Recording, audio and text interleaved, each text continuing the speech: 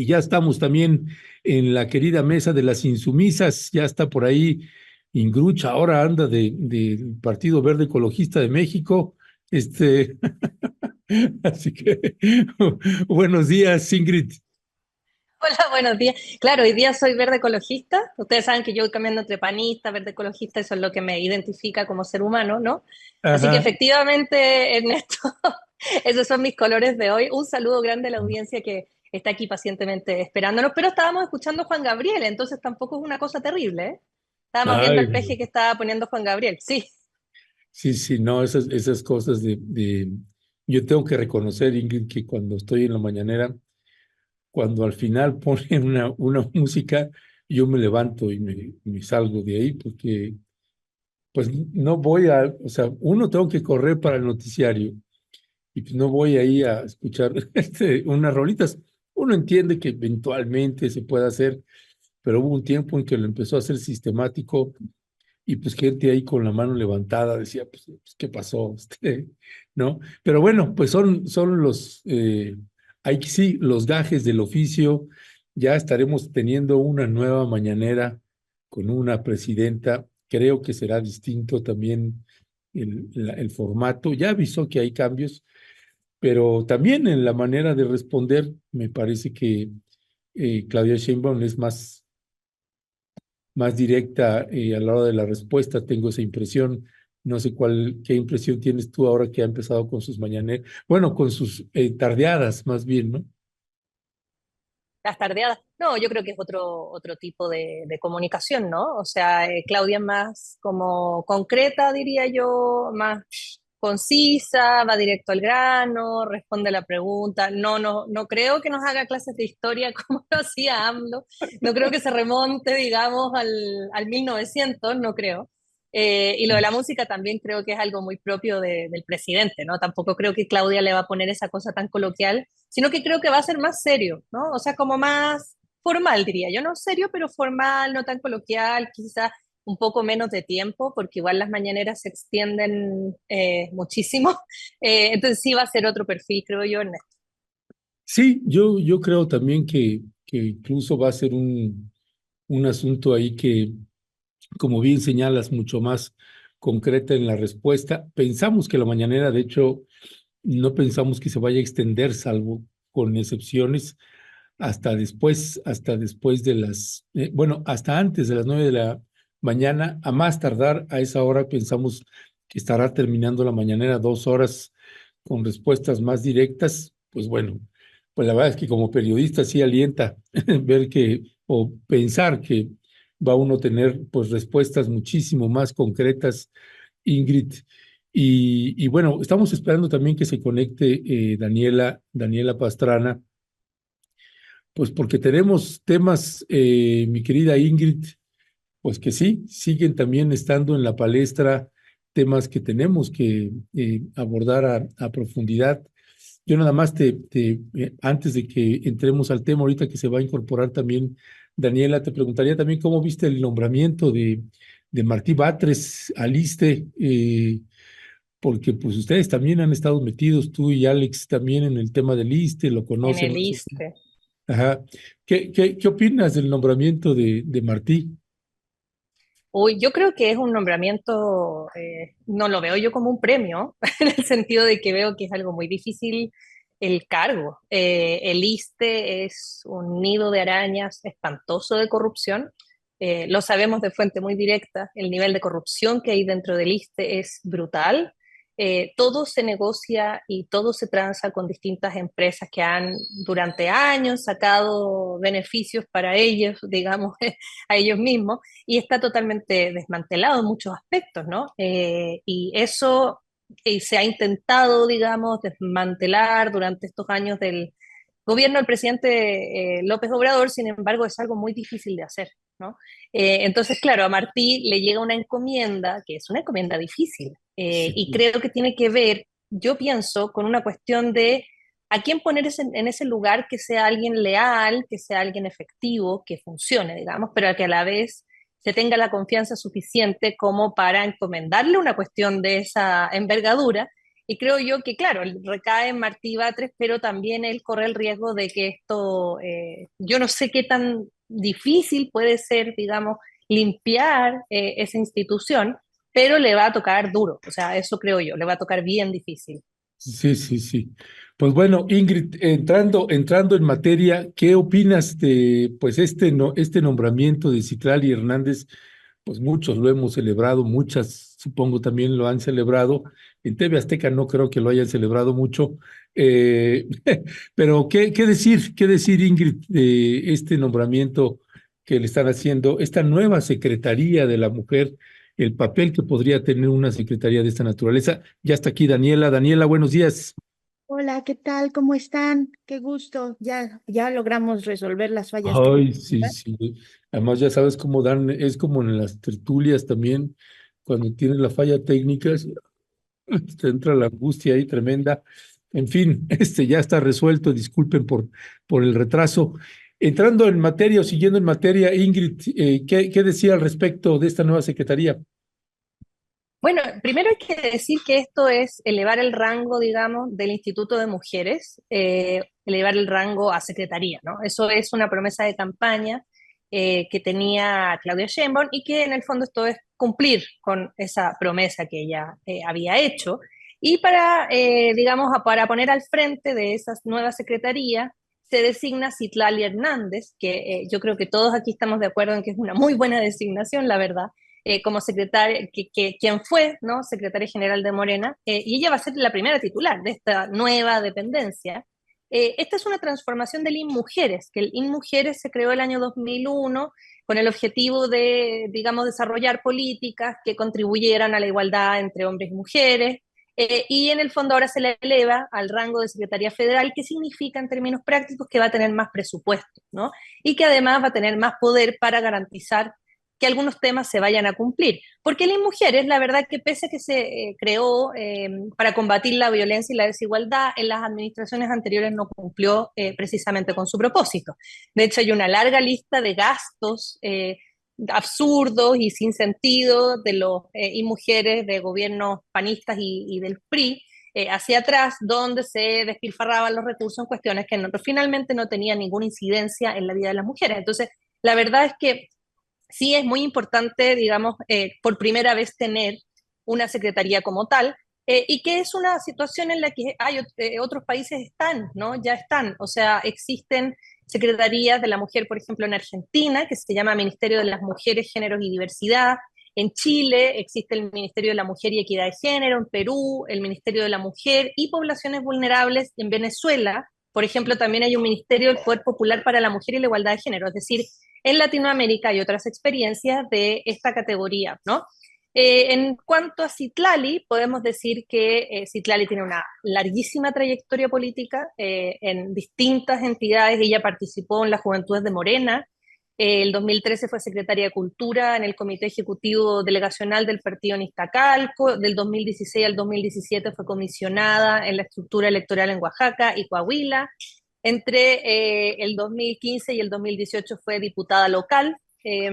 Y el 2018 al 2021 sabemos que fue senadora por Morena, por mayoría relativa, y actualmente es hasta Claudia Sheinbaum, digamos, hasta este momento era secretaria general del partido, es decir, es alguien que tiene muchísima experiencia y que también hay que recalcar que durante su cargo de legisladora ella presentó bastantes iniciativas en materia de derechos de las mujeres, por ejemplo, en temas de sistema de cuidado, en temas de derechos humanos, en temas de igualdad de género y en temas de población LGBTQ+. Es decir, es alguien que ha estado permanentemente empujando la agenda y eso yo creo que es importante decirlo, ¿no? Su primer discurso, que ahí las fotos lo representan, ¿no? Ella habla como primera cosa de que la encomienda es hacer visibles a las mujeres invisibles, es decir, hay una cuestión que cruza, digamos, la igualdad de género con la igualdad estructural, es decir, con la lucha de clase. Y eso es súper interesante porque ella no dice vamos a luchar por todos los derechos de todas las mujeres porque son todas las mujeres iguales. No, ella dice, vamos a hacer visible a las mujeres invisibles, a las mujeres de campo, a las mujeres afromexicanas, a las personas migrantes, a las personas de la diversidad sexual, es decir, personas que siempre han estado fuera del sistema o en situaciones de precariedad. Es decir, ella tiene puesto el foco, algo que es muy positivo, creo yo, en esa cuestión que tiene que ver con la desigualdad estructural, ¿no? Así que ese como un primer saque de contexto. Ya, gracias, mi querida Ingrucha. Daniela Pastrana, también, ¿qué decir del nombramiento, uno, del nombramiento de Citlali y otra, cómo te imaginas esta Secretaría de la Mujer? Una es la Secretaría de la Mujer que imaginamos o queremos y otra es la que pueda hacer y que tenga posibilidades de hacerlo, incluyendo en términos presupuestales. ¿Qué decía al respecto, mi querida Daniela? Ernesto, sí, yo creo que podemos decir, o sea, yo por lo menos con mucha, me ha gustado este inicio de Claudia Sheinbaum desde el día que tomó posesión, enfatizando el tema, o sea, digamos, el día que ganó, la noche del 2 de junio y hasta el día que recibió su constancia como presidenta electa, hablando, pues primero en esta frase de no llegó sola, llegamos todas, llegamos, que viene atrás de nosotras nuestras ancestras y con un discurso que ha ido articulando en estos meses, julio, agosto, muy con énfasis en propuestas para mejorar o transformar la condición de vida de las mujeres. Como bien decía ahorita Ingrid, cuando Citlali lanza un mensaje ya como con este encargo que tiene, como les gusta decir, habla de que su encargo es hacer visibles a las mujeres invisibles y eso mismo lo dice Claudia Sheinbaum, dice, habla de que es la primera vez que en 200 años que la República tiene el reconocimiento de una presidenta, ¿no? Una presidenta, una mujer presidenta con A, dice, y dice, lo asumo no solo como un triunfo personal o como un esfuerzo personal, ¿no? El día de hoy está marcado en la historia de México, no llegó solo, llegamos todas, lo repite, y luego dice, las mujeres heroínas de nuestra patria, las visibles, pero también las millones de mujeres invisibles de generaciones y generaciones que han hecho posible que consigamos este alto reconocimiento, ¿no? Y articula, es lo que ha estado haciendo, articular un discurso que a mí me remontó, pues, y lo digo con gusto, porque me parece que es importante, a hace un par de años cuando Claudia Sheinbaum y Citlali Hernández coincidieron en un encuentro, en un encuentro que duró un par de días acá, pero que una parte se realizó en la Utopía Libertad, donde se fundó la Internacional Feminista, una internacional a la que estuvo invitada, por ejemplo, Irene Montero, donde que se decantó como popular, antirracista, transincluyente, que me parece súper importante, ecologista y anticapitalista. Así fue su manifiesto, ¿no? Frente al avance de propuestas neofascistas, se planteó la urgencia de una formación política de redes de comunicadores feministas, ¿no? No nada más, y que además también las mexicanas en esa reunión, que ahí estuve yo cubriendo, llamaron a legalizar el aborto en todo el país. Entonces, ahí estuvo Citlali como impulsora muy importante de ese encuentro invitaron a Claudia Sheinbaum que firmó y asumió el, el, este, el manifiesto. En ese momento, bueno, pues todavía faltaba un tramo que era, pues porque estábamos hablando de, 2000, de abril de 2023, faltaba un largo tramo para que llegáramos al punto de hoy, pero para nosotras, pues era un horizonte todavía lejano que pudiéramos, de que el que firmes a que llegues y concretes, y ahí voy a tu pregunta del presupuesto, pues siempre son horizontes lejanos. O sea, las personas pueden llegar con un interés de cambiar cosas y se enfrentan y se dan topes de realidad. Aquí lo que hemos visto, por lo menos en esta transición, es que discursivamente sí va en ese sentido y también con la creación de una Secretaría de la Mujer, ¿no? Porque justamente sube el rango, ya no es un instituto, es una secretaría que tiene el mismo nivel en el organigrama que otras instancias que le da esa fuerza. Y luego menciona también Claudia tres puntos, tres temas que son importantes, lo de la pensión, la reducción de la edad para mujeres, en el caso de 60, 65, 64, que ese es un punto muy importante, el tema de los cuidados y el tema del médico en casa. O sea, son tres, el de las becas también. Son puntos concretos en los que ella está planteando cosas que sí son para beneficiar a un sector de la población, este que dice las mujeres invisibles, porque lo hemos dicho muchas veces, quienes asumimos las labores de cuidados en las sociedades, somos mayoritariamente las mujeres. Cuando tú tienes un programa como este de que a las personas adultas mayores el médico va a ir a visitarlas a su casa cuando tienen que desplazarse, eso implica que las hijas, las nietas, las hermanas, no vamos a tener que estar llevándolas al hospital porque esas personas mayores ya no pueden ir. Quienes tenemos personas mayores a nuestro cuidado, entendemos perfectamente lo importante que es ese programa. Para la atención de la salud integral de las personas mayores, pero también para este tema de los cuidados de las mujeres. Entonces, yo te diría, Ernesto, que en estos primeros pasos va en el camino que muchas hemos estado esperando. Ahora, efectivamente, vamos a ver qué tanto avance tiene en términos presupuestales. Eso implicará también una negociación en la legislatura, en la persona, el perfil. Bueno, Citlali, yo creo que muchos la conocemos, insisto, ella fue la promotora de esta internacional feminista, entonces claramente tiene una agenda feminista, no nada más es mujer,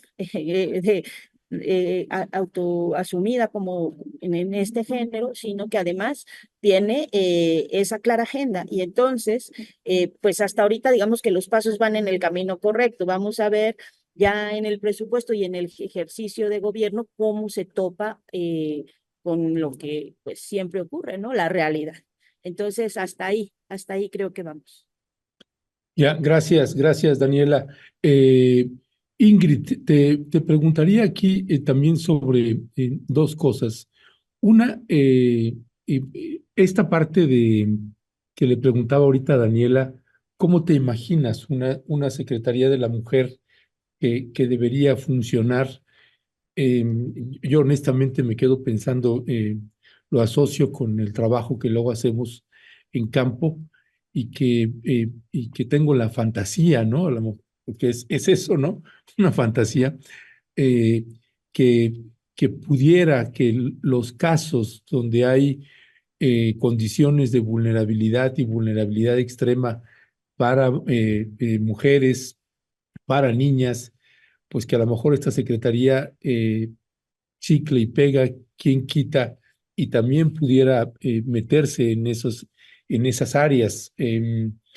Y la otra es, nos comunica también Nora Brie, que este Ministerio de la Mujer que comentabas de Argentina, pues con el Milei, pues ya fue disuelto el 10 de diciembre de 2023, hace unos meses, 8 meses, fue disuelta el Ministerio de la Mujer por la ley de ministerios dentro del decreto bla, bla, bla, bla, número tal del presidente Javier Milei.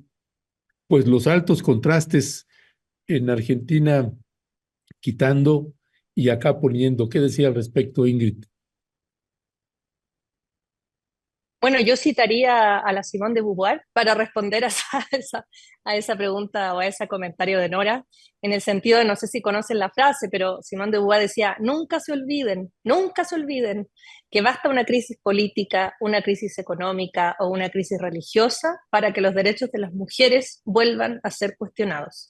Los derechos de las mujeres nunca se dan por adquiridos, hay que permanecer vigilantes toda la vida. Y esa frase de Simone de Beauvoir creo yo que aplica muy bien, digamos, para toda nuestra realidad, en el sentido de que los derechos de las mujeres siempre están condicionados. Cuesta muchísimo avanzar, pero no cuesta nada retroceder. Es muy fácil. Basta que haya una crisis, basta que vuelva el conservadurismo, basta que vuelva la derecha para que todo lo que se avanzó, y piensen ustedes en Argentina, que las compañeras en Argentina han sido siempre las precursoras totales del avance de los derechos en toda la región, donde primero se luchó por el aborto, o sea, sí en Argentina ha sido siempre nuestro bastión del feminismo, y bastó que llegara un ultraderechista conservador para que todo eso, ¡pum!, para atrás, ¿no? Y claro, como ganamos secretarías, perdemos secretarías, así, rápidamente. Entonces, Eso es súper importante decir, que siempre los derechos de las mujeres están sujetos a un montón de condiciones y son muy frágiles. Entonces, todo lo que se puede avanzar, uno empuja, empuja, empuja, pero siempre hay que estar vigilantes. Esa es la frase de Simone de Beauvoir y creo que tiene razón. Y en términos de la Secretaría en México, porque aquí vamos hacia adelante, Argentina va hacia atrás, pero recuerden que esto es un péndulo, entonces siempre hay que estar pendientes, porque en cualquier momento nos pasa a nosotros eso que nos vamos para atrás. Yo creo que hay muchos retos para esta Secretaría. Estaba leyendo una columna muy buena de Nora Nancy Gaspar Recendis de Sin embargo, que me gustó mucho porque es una columna muy completa, donde ella, bueno, habla de los retos, pero también de los índices y tasas de violencia del país, ¿no? O sea, acá es una secretaría que va a tener que lidiar con una situación bastante, bastante difícil en términos de la seguridad, de la violencia, de la agresión contra las mujeres, de los feminicidios, o sea, no estamos en un país, digamos, donde los derechos de las mujeres estén sumamente preservados ni nada de eso, ¿no? Entonces van a ser retos muy grandes. Es un país además que territorialmente es enorme, entonces lo que tú hablabas del trabajo de campo, la atención territorial que dijo Citlali que iba a hacer, es bien difícil, es decir, recorrer todo el país para dar, ella hablaba de darle una cartilla de derechos a las mujeres para que todas las mujeres supieran cuáles eran sus derechos, hay que partir por ahí, toda la razón, hay que partir por ahí haciendo trabajo de territorio, por supuesto.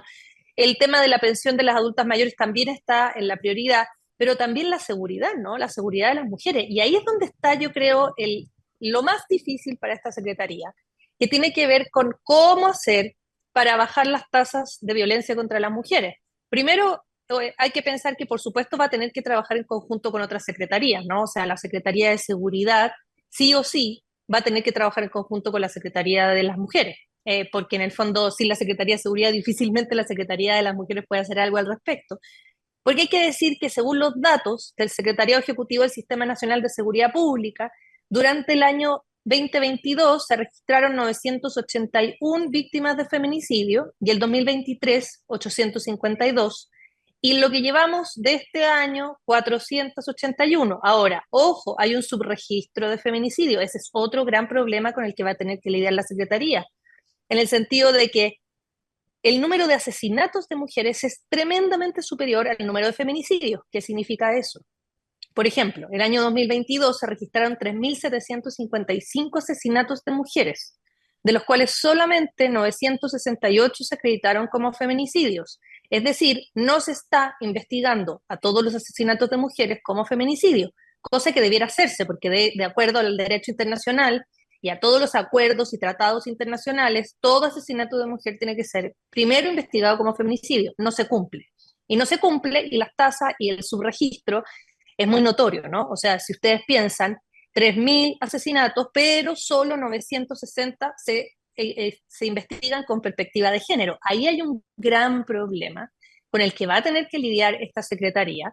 Hay que pensar también que en términos reales, o sea, independiente de su registro, durante el año 2022, al día fueron asesinadas 10.28 mujeres, lo cual es muchísimo. Y en términos mundiales son tasas súper altas, son las tasas más altas de Latinoamérica casi. Entonces, ahí hay un tema. A eso hay que sumarle la violencia sexual, la violencia familiar. Por ejemplo, el año 2022, en términos de violencia sexual, se denunciaron 82.700 casos, de los cuales 23.000 fueron casos de violación. O sea, fíjense en los números. Y ese mismo año se registraron 270.000 casos de violencia intrafamiliar, es decir, la violencia está bastante desatada en contra de las mujeres. Y eso no se ha logrado detener en los últimos años y probablemente con la pandemia eso incluso incrementó. Y también hay que sumarle el tema de las desapariciones, ¿no? Es decir, del total de desapariciones, el 24% son mujeres, ¿no? Y son desapariciones que se producen en el Estado de México, que es el número 1, en la Ciudad de México y en Nuevo León. Entonces también estamos hablando de una situación de violencia general contra las mujeres bastante extendida, muy grave, que se ha venido arrastrando, por supuesto, de los gobiernos del PRIAN, que durante el gobierno del presidente Andrés Manuel López Obrador, lo más que se pudo hacer es contener, es decir, que no siguiera subiendo, porque la tendencia era al alza. Al menos ya tenemos una meseta, pero eso no es suficiente, digamos. Y la creación de una Secretaría de las Mujeres también va a implicar hacerse cargo de eso, porque ese es el tema principal, ¿no? Creo yo. Más allá de los derechos de las mujeres, el derecho a la vida, el derecho a la integridad física de las personas es el número uno. Entonces ahí va a tener un reto sumamente grande Citlali, ¿no? Pues vaya, vaya que sí lo va a tener. Daniela, no sé si quieras añadir algo con respecto de este tema Sí, sí, me y parece. pasamos al otro. Adelante.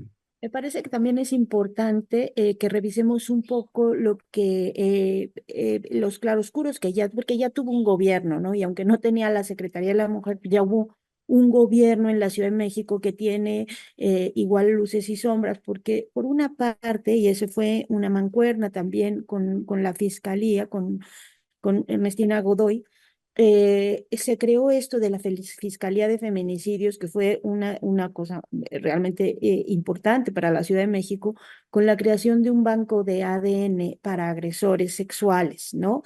Se estableció alerta de violencia, que es distinta a la que funciona en el resto del país. Se aprobó la ley Olimpia, el reconocimiento a la violencia vicaria, y aunque este banco de agresores sexuales, bueno, y también al final ya se crearon, aunque ya no en el periodo de Claudia, ya con Martí, en la fiscalía se derivó a la Fiscalía de Delitos Sexuales y también se trabajó en el tema de embarazos en adolescentes. Ahora, la relación con los colectivos feministas, hay que recordar que no fue precisamente la mejor. O sea, no solo tenemos estas imágenes, las del glitter del principio, que fue una relación difícil y muy controvertida, el asunto este de las florecitas, a los policías, etcétera, etcétera. Y creo que el momento más tenso también fue cuando se insistió en colocar la estatua de la joven de Amhak en un espacio ganado o sea, como apropiado por las mujeres que luchan, como un referente simbólico de una violencia que sigue siendo, o sea, aunque se hayan hecho cosas, la violencia sigue y se mantiene, como bien lo está contando Ingrid, y eso es, digamos que son cosas que hay que ir viendo, y yo espero honestamente que haya aprendido de esa experiencia de la Ciudad de México, que tiene que escuchar a las colectivas, que es importante que sea empática, y que sea un gobierno que tenga apertura hacia las distintas demandas de distintos grupos de mujeres, porque evidentemente pues hemos tenido pues siempre un lugar, como decirle, o sea, como hay una serie de agravios y una serie de carencias que son múltiples, y entonces hay que escuchar a todas esas. Creo que esa es la función o que el encargo o una parte del trabajo que va a tener Citlali Hernández, y que es importante. La otra cosa que coincido, el tema de la violencia y va a ser en un contexto que no sé, recuerdas tú a Ingrid, porque lo hemos platicado, en un contexto general en el que, sobre todo en el sector juvenil, está creciendo la violencia de jóvenes ante justo el aumento de espacios es una cosa muy paradójica, porque en la medida en la que la paridad en espacios de trabajo o en cargos de función pública, digo, ahorita básicamente vamos a tener, pues ya íbamos como en 9 o 10 gobernadoras, ahorita aumentaron otras 4, está la presidenta de la Corte de Justicia, está la presidenta, o sea, en la medida en que la paridad va siendo una realidad y las mujeres van teniendo estas posibilidades, estos espacios, hay algunos sectores, y no es un fenómeno solo en México, es un fenómeno que está creciendo en el mundo, sobre todo con jóvenes que sienten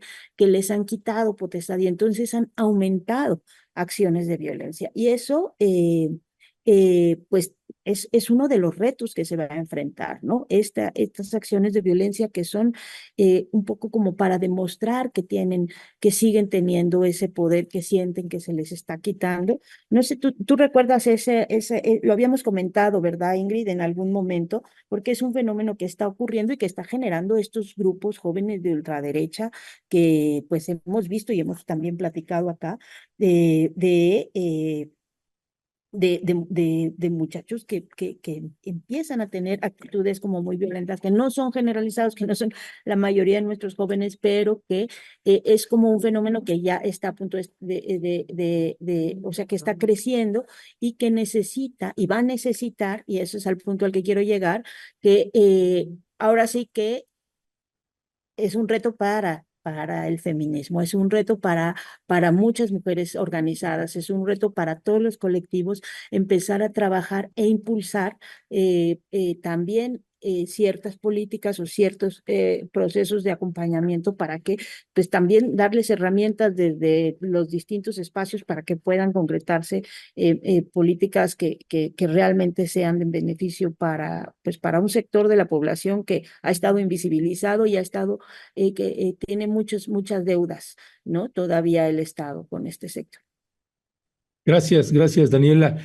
Ingrid, sí, yo pensaba también y ponía ahí en algún hilo de tweet que publiqué, pues de las mujeres invisibles desplazadas, por ejemplo, ¿no? Que no son reconocidas por el Estado, que hay un desplazamiento de esa naturaleza, ni dónde están, ni quién las está cuidando, ni cómo las están, quién les da cobijo a todas estas mujeres, niñas, niños y toda esta gente desplazada.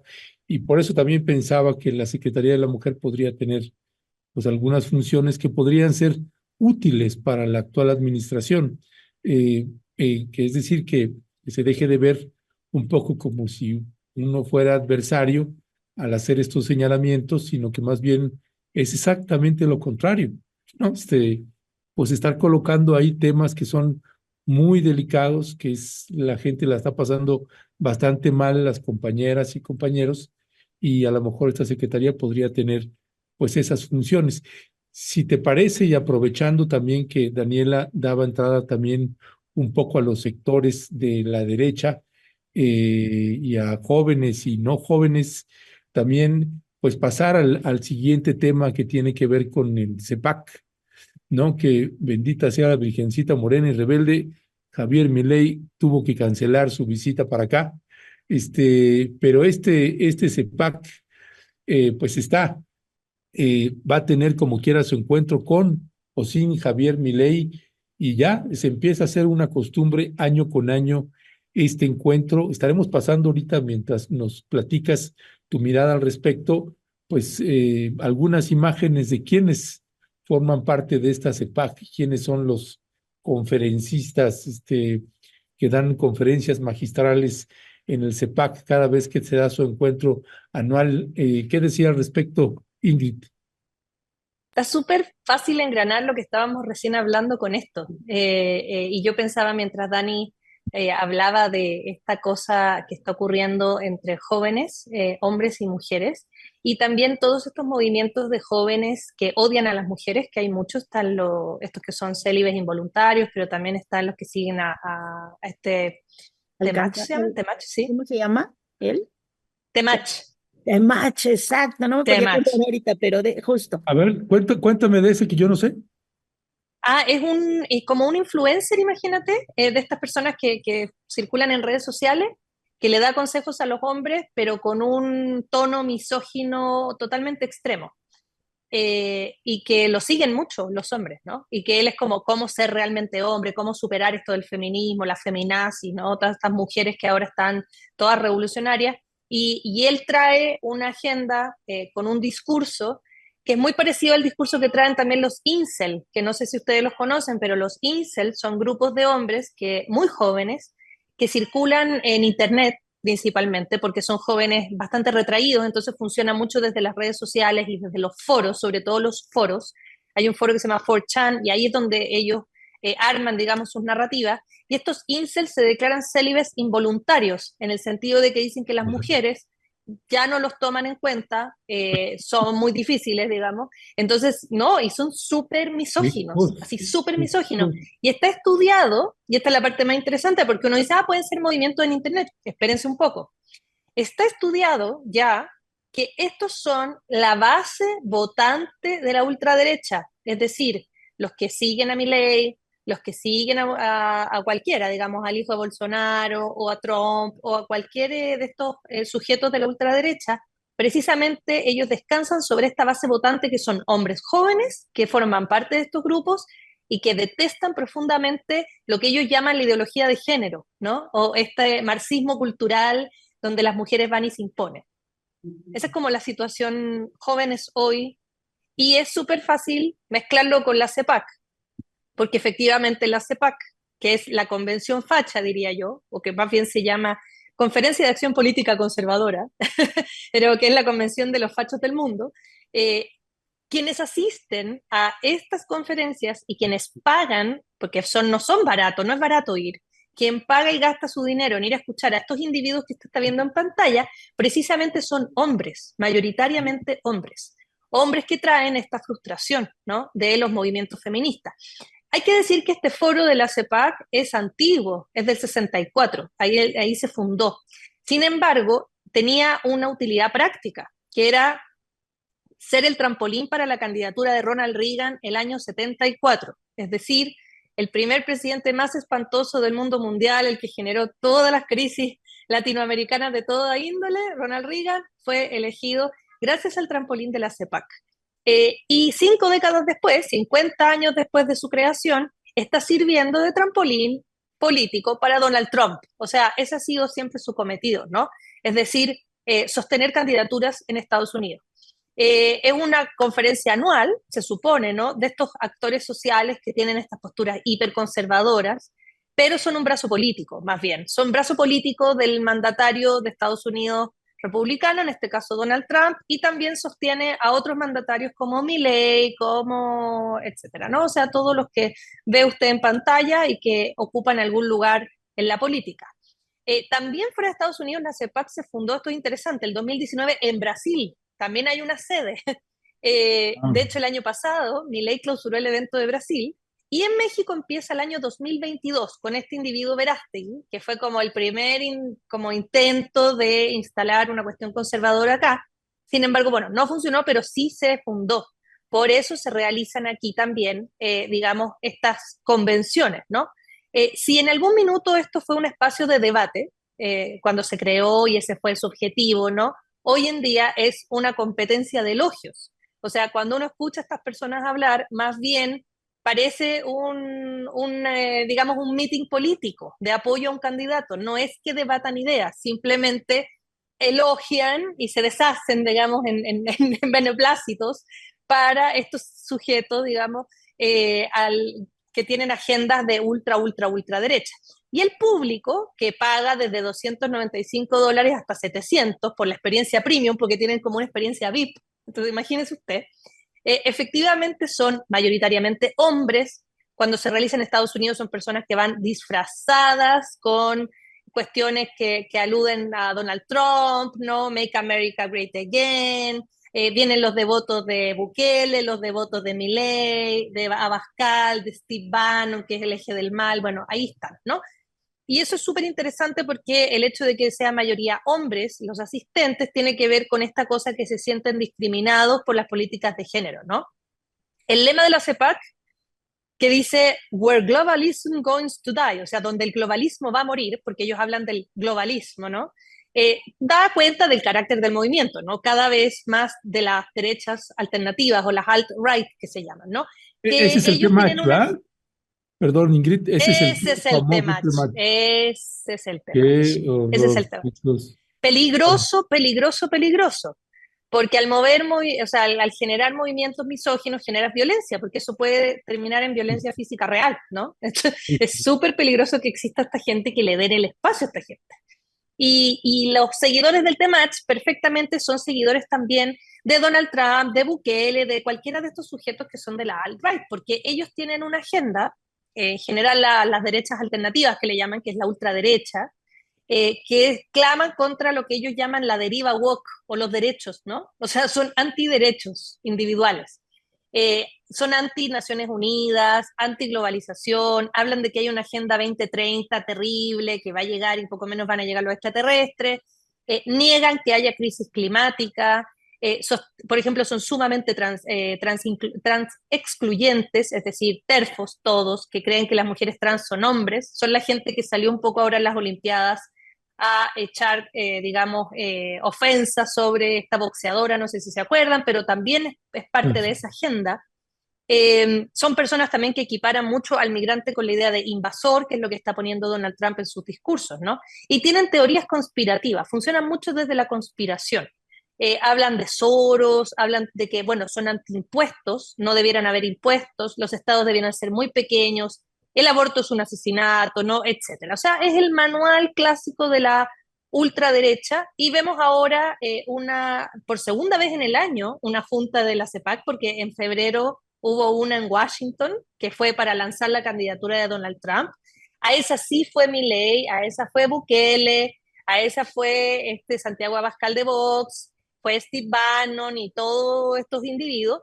Y aquí lo organiza el movimiento Viva México, que es del actor Verástegui, y que tiene el apoyo de varias organizaciones. Y le voy a nombrar solamente para terminar el nombre de las organizaciones que están en conjunto.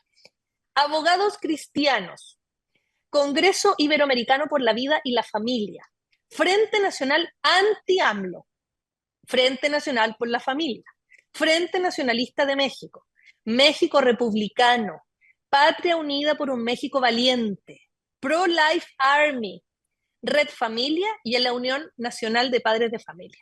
Y bueno, finalmente, para terminar, y perdón por tanto rato que me tomé, pero la característica de esto es la cosa binacional, pero también tiene que ver con la injerencia gringa. O sea, son movimientos gringos que se quieren posicionar en la región, que quieren meterse en los países de Latinoamérica con su propia agenda. Es una más de las intromisiones conservadoras de Estados Unidos, ¿no? En México, y que no solo en México, sino que en Brasil y ahora en Argentina, es decir, poner a sus presidentes títeres y desde ahí instalarse, ¿no? Pero tiene que ver con injerencia finalmente. No, Ingrid, te agradezco muchísimo que la explicación, porque bien que vale la pena y para quien no está enterado, pues creo que ilustraste bastante bien, pues de qué estamos hablando, las dimensiones que eso puede tener, porque hay una injerencia también política importante, corrientes políticas que pueden ser presidentes, que pueden llegar a ser gobernadores, en fin, todo un riesgo para la población en general y particularmente para mujeres. Daniela Pastrana, ¿qué decía al respecto?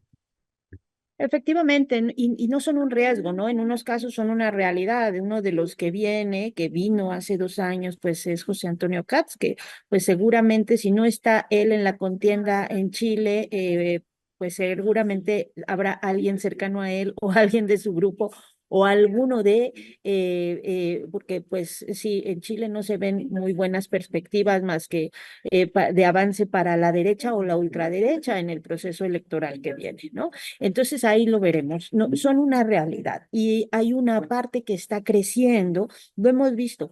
No solo el tema es que hayan crecido, que se hayan mantenido en el tiempo. Cuando pensábamos que ya estos grupos se habían reducido a sus mínimas expresiones, empezaron a cobrar fuerza en el mundo y no nada más a ir creciendo, sino además a ser evidentes. Ese es el punto. Ahora digamos que con poca vergüenza o con poco pudor pueden decir las mismas cosas que a lo mejor antes era en las reuniones secretas, decíamos, del Yunque, no, ahora dicen, como dijeron hace 2 años en la reunión que hubo en México, nosotros somos la verdadera derecha, ¿no? Y decían, no hay que tener miedo y pueden gritar que viva Cristo Rey, aunque los esté viendo todo el mundo, no en una parte secreta.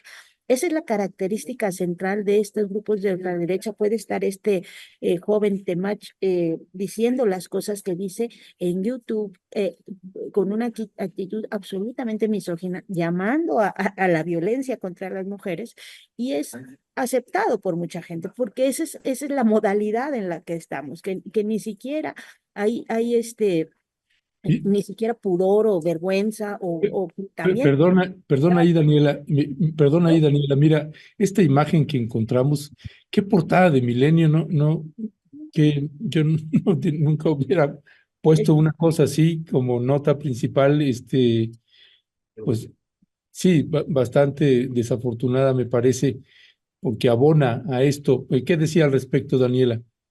Pues sí, o sea, buena parte ha sido provocada también por el enfoque de los medios, porque se ponen en el mismo plano, en esta afán de cuestionar a los gobiernos progresistas.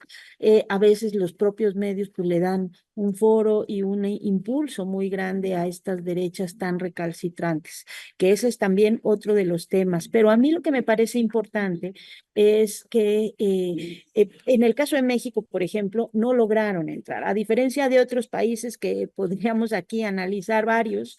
En México no han logrado permear mucho por la popularidad del gobierno del presidente López Obrador, y mucho por las propias dinámicas que se han generado en México en los últimos años, que por más que lo hayan intentado y por más que Xochitl Gálvez haya ido a ver a Vox y Sandra Cuevas haya ido a ver a estos cuates de Estados Unidos, no han logrado instalarse pues de una forma importante como sí lo han hecho en otros países donde tienen gobiernos. Y lo que hemos visto ya más recientemente también en varios espacios, pues es como ciertos inicios de organizaciones de movimientos de izquierda, lo que vimos en Francia hace muy poquito, que también platicamos aquí, y en general, ¿no? También estábamos platicando hace unos días con gente de Colombia, justo como de esa caída que llevaba Petro o sea, en picada, y de pronto empiezan a rearticularse algunos grupos que se acuerdan que se trata que hay que dar esta batalla, porque si no damos estas batallas, pues al ratito tenemos a cualquier Milei en el gobierno, ¿no? Y la experiencia de Argentina es la más clara. Si no mantenemos esas batallas vigentes, si no estamos activos y permanentemente atentos, pues los derechos ganados se van para atrás. Y creo que acá el reto muy importante es que justo la institucionalidad no trague al movimiento o que no trague a los distintos movimientos que han hasta ahorita funcionado como dique a estas ideologías tan dañinas para la sociedad. El gran reto por lo cual es importante que estas cosas se planteen, que haya foros, que haya discusiones, que haya lecturas, que haya una sociedad activa políticamente, es que las propias dinámicas de la institucionalidad no terminen absorbiendo a los movimientos sociales que finalmente han, en México por lo menos, impedido que pase. Creo que yo hasta ahí lo dejaría, creo que es la experiencia que debemos tener de lo que podemos ver que está ocurriendo en otros países, porque aunque aquí se van a reunir este fin de semana y van a repetir y van a ser los mismos personajes diciendo lo mismo que dijeron hace unos meses en la reunión de Vox, que también aquí la platicamos, la que hubo en Madrid, a donde sí fue Milei, no tienen el mismo impacto. Y no tienen el mismo impacto porque han tenido un dique y el más fuerte, pues ahorita fue el resultado electoral del 2 de junio, ¿no? La campaña desastrosa de Xochitl Gálvez, que sí fue y sí se reunió, o sea, sí lo intentaron, pues, en algunos casos, pero no se pudo concretar una fuerza, digamos, de derecha poderosa que pudiera enfrentar pues al proyecto que encabeza López Obrador y que también tiene muchas resistencias en movimientos sociales, a pesar de las contradicciones, de las fallas, de los oscuros, de las violencias, de las propias dinámicas que tenemos en México. No es un país en el que este discurso esté pesando fuertemente. Entonces, nos toca seguir, activos, resistiendo, pues, porque lo que sí es cierto es que en cualquier día eh, eso se puede revertir. Ya, gracias, Daniela. Pues estamos llegando al final. Ingrid, una reflexión final que quieras hacer para cerrar, así en breve, por favor, ¿cómo cerrarías? Yo estoy de acuerdo con Dani, creo que esa es una buena manera de cerrarlo en el sentido de, vuelvo a Simone de Beauvoir, nuestros derechos, y ampliémoslo del feminismo, pongámoslo, nuestros derechos como individuos ciudadanos, digamos, se mantienen hasta que llega una situación y lo cambia, ¿no? Y era impensable, totalmente impensable que Argentina iba a estar en una situación como la que está. Un país progresista, un país siempre con un giro muy de un Estado muy grande, muy de izquierda, del peronismo, ¿no? Y de pronto, a propósito, obviamente de muchos errores de la izquierda, llega alguien como Milei y todo para atrás. Y avalado por estas fuerzas internacionales, porque ese es el peligro, que no están solos. Si estuvieran solos sería más simple, ¿no? Pero sabemos que están articulados y esa articulación cuenta con muchos recursos, son gente que tiene mucho dinero, ¿no? Y muchos poderes y posiciones políticas, entonces tienen poder y tienen dinero. Nosotros tenemos un dique hoy en día en México, efectivamente, no lo tenemos en Chile, estamos así para recibir a Kast y compañía, vengan por favor, pero al menos en México con esta votación de Claudia Sheinbaum, sí hay un dique, pero ese dique es temporal y ese dique se puede perder. Entonces sí hay que estar muy atentos, muy pendientes, igual que con los derechos de las mujeres, que uno no puede soltar esa lucha y no puede descansar en los laureles y decir, ah, esto está todo bien, sino que hay que estar permanentemente preocupados y viendo en qué se mueve la ultraderecha y cómo se mueve. Acá es lo mismo, porque aquí hemos recibido ya una cantidad de golpes injerencistas brutal a estas alturas, que siguen permanentemente en el tiempo. Entonces tenemos que estar muy atentos y muy pendientes porque sí es un movimiento internacional que tiene mucho poder y que una vez que llega a los países, hemos visto lo que pasa en Argentina, se desmantela todo, ¿no? Y todos los derechos, no solo de las mujeres, de toda la ciudadanía, se van para atrás. Entonces, nada, a estar pendientes nomás. Muchas gracias, Ingrid. Daniela, ¿con qué cierras? Pues yo voy a cerrar con dos anuncios que me parecen muy importantes, porque la semana que entra tenemos dos eventos que nos dan mucho gusto tener, muy importantes. Primero que tenemos el próximo jueves tertuliana en el Tierra Adentro. Ya no este año ya no las pudimos hacer así como cada mes, pero sí hemos tratado de hacerlas de temas que nos parecen relevantes. Ahorita está la aprobación de la ley minera y entonces vamos a tener una tertuliana, creo que les pasamos la imagen, que es así como qué hacemos con la minería. Y Está en pues pantalla. Ajá. sí, va a estar Leticia Merino de la UNAM, Violeta Núñez, Mayra, que no les vaya sin ni modo, no la tengo que presentar, Mayra Olivo de Fundar y Beatriz Oliveira de Cambiémosla Ya. Y juro, juro que no la pensamos de puras mujeres, pero así nos salió. No es que estemos como en el rollo de sala de tiempo de mujeres, pero así nos salió, porque son mujeres que tienen muchísimo que aportar en esta batalla que ha sido revertir esas reformas tan terribles que han hecho tanto daño a este país de Salinas de Gortari en 1992, eso que parecía intocable. Bueno, estas mujeres han sido fundamentales en ese trabajo. Entonces, vamos a hablar de qué podemos hacer con la minería, y eso va a ser el último jueves, como que casi siempre es de este mes, el 29, en el Tierra Adentro, para que vayamos por las pizzas y y el vino que tanto nos gusta. Y la otra es que este lunes cumplimos un año en nuestra mesa roja, nuestra mesa socialista y feminista, bueno, marxista y feminista, o lo que sea, no se asusten por favor, pero cumplimos un año con esa mesa roja. Y el otro día que fuimos a ver El Eterno Femenino, la Reina Chula nos dijo, pues acá lo festejamos y entonces vamos a estar en el Vicio transmitiendo pues, como siempre cuando nos juntamos y la transmitimos, la vamos a transmitir desde el Vicio. Ya se los pasamos, decíamos nosotras, no va a ser el feminismo silencioso, sino el feminismo licencioso, el que se va al vicio, al cabaret, y entonces ahí vamos a transmitir el programa que hacemos todos los lunes a las 8:30.